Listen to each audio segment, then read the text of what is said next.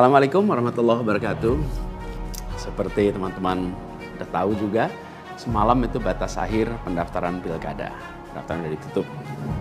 Dan di Jakarta ada satu yang dicalonkan oleh 15 partai, lalu ada satu yang dicalonkan oleh satu partai, dan ada lagi satu yang disebut independen.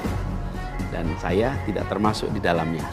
Jadi dengan begitu maka udah final ya, bahwa saya tidak ikut di dalam kontestasi Pilgub di Jakarta tahun 2024. Dan kemarin juga sebetulnya kita menerima undangan tawaran untuk ikut dalam kontestasi Pilgub Jawa Barat.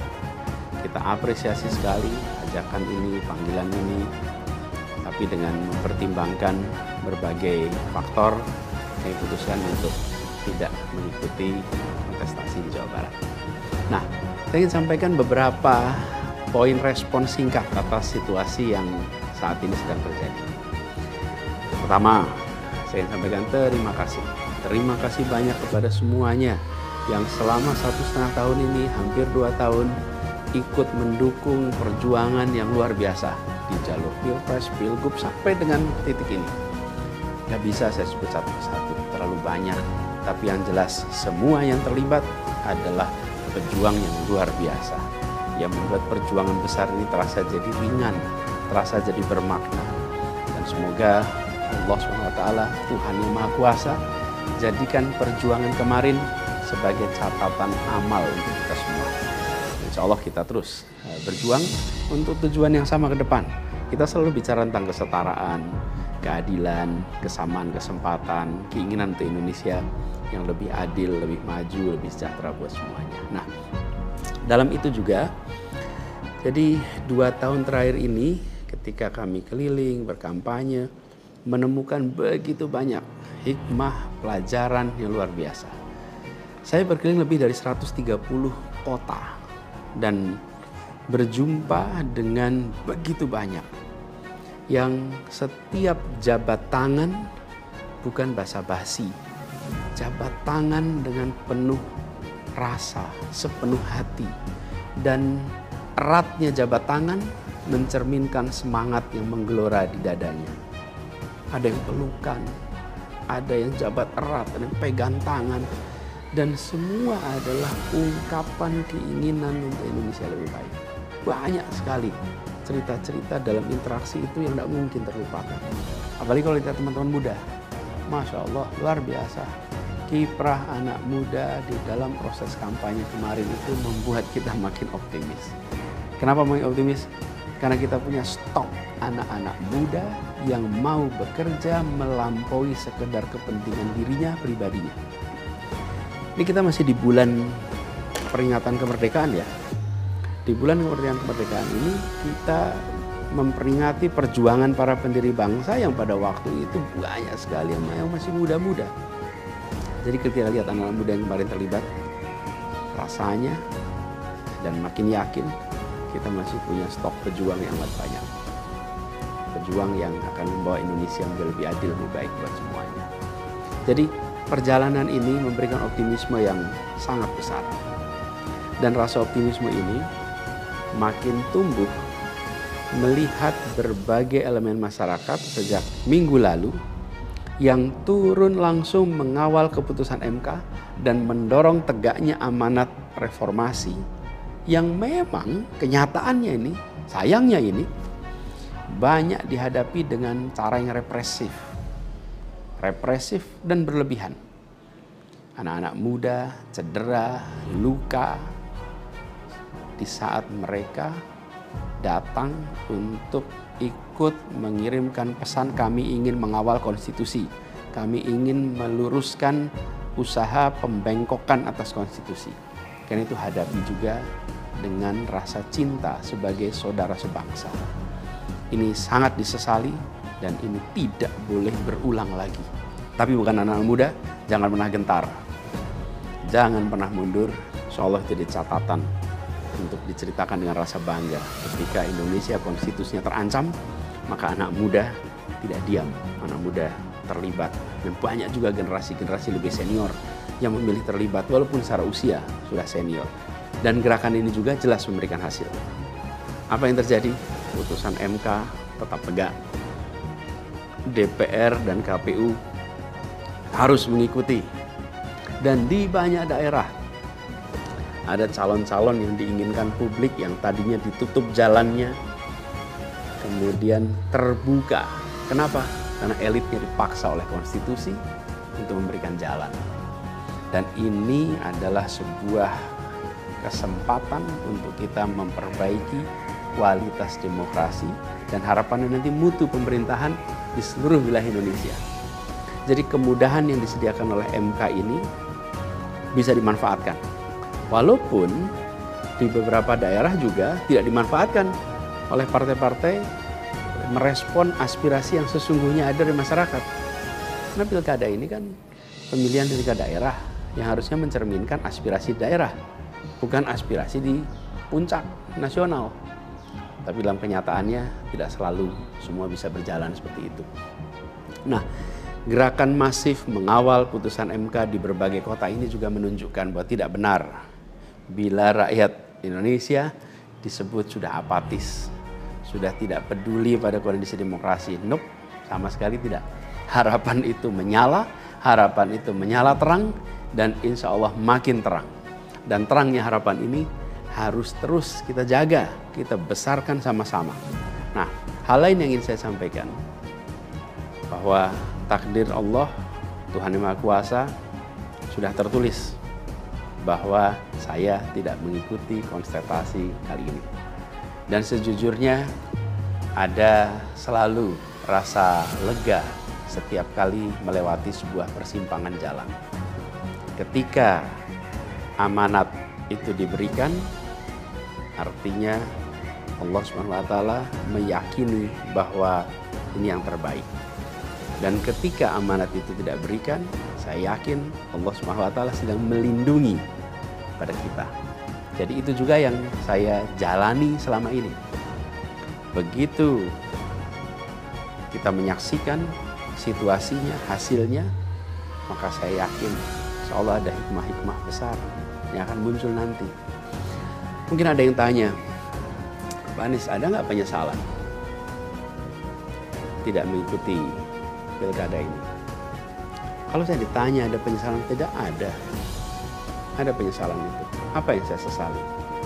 Yang saya sesali adalah aspirasi warga kampung-kampung miskin kota, rakyat miskin kota yang berdatangan ke rumah ini, di tempat sini. Setelah selesai Pilpres kemarin, berombongan datang bergantian, menyampaikan keinginan, aspirasi, Pak tolong kembalikan kondisi yang kemarin kita rasakan. 1,5 tahun ini hilang. Dari mulai usaha untuk perbaikan kampung-kampung kumuh, perbaikan kondisi ekonomi mereka, yang selama itu kami selalu jadikan sebagai fokus perhatian. Dan selama berapa bulan ini saya datang mengelilingi mereka semua, mendatangi mereka semua.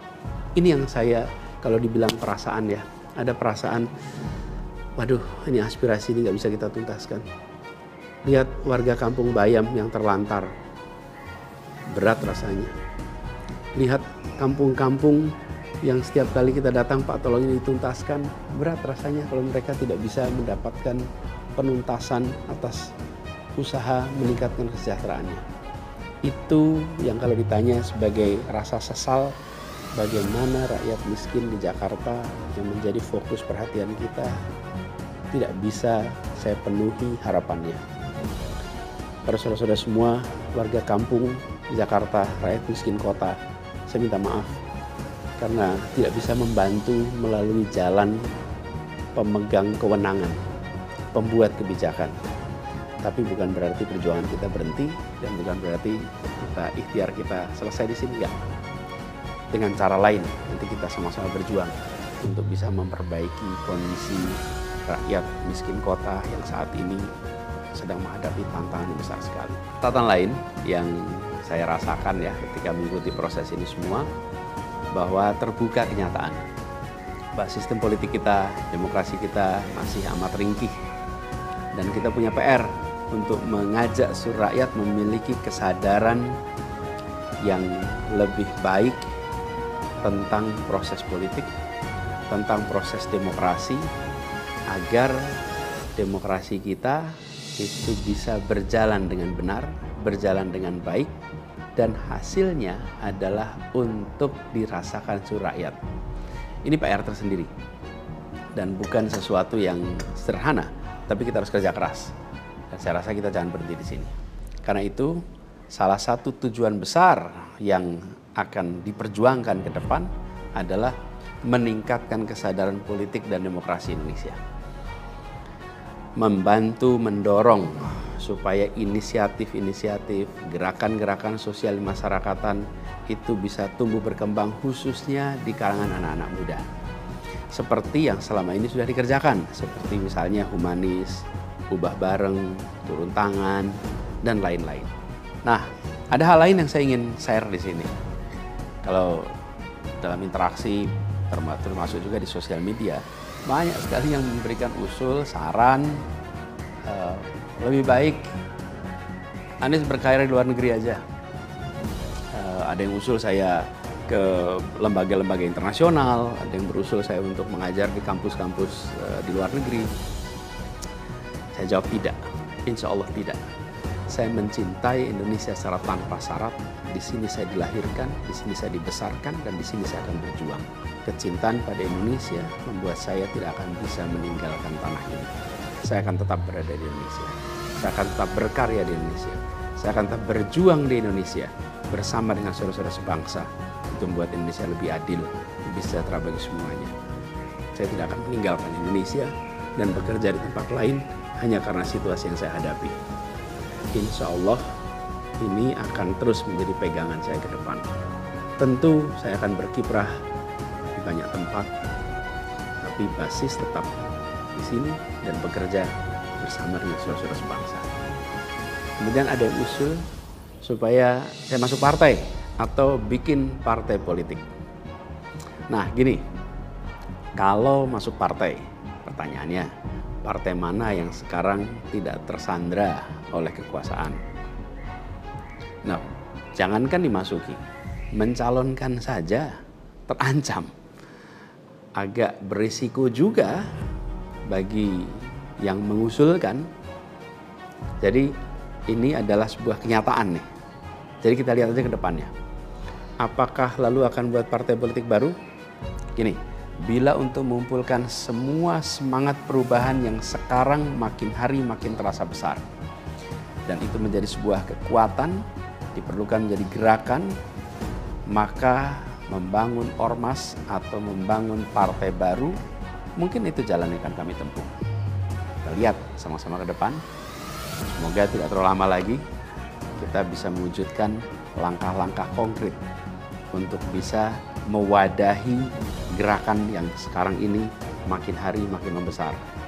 Menginginkan Indonesia yang lebih setara, demokrasi yang lebih sehat, politik yang lebih mengedepankan policy gagasan. Ini respon saya atas situasi yang sedang terjadi saat ini. Saya ingin sampaikan pada semua di akhir ini kutipan yang pernah saya sampaikan pekan lalu. Kutipan dari René de Klerk yang dimasukkan oleh Bung Hatta ke dalam pleidoinya di tahun 1928 di Den Haag. 96 tahun yang lalu Bung Hatta menggunakan kalimat ini. Saya ingin ulang kalimat itu. Bunyinya begini. Hanya ada satu negeri yang menjadi negeriku. Ia tumbuh dengan perbuatan dan perbuatan itu adalah perbuatan. Insya Allah segala perbuatan yang saya lakukan ke depan masih terus tetap dan akan selalu ditujukan untuk negeri yang saya cintai ini, Indonesia. Dan saya harap makin banyak di antara kita semua yang mau bergerak bersama kita, bersama kami untuk Indonesia, untuk keadilan, untuk kesetaraan, untuk kebersamaan, untuk persatuan yang ada di negeri kita. Terima kasih semuanya. Salam hangat dan hormat. Assalamualaikum warahmatullahi wabarakatuh.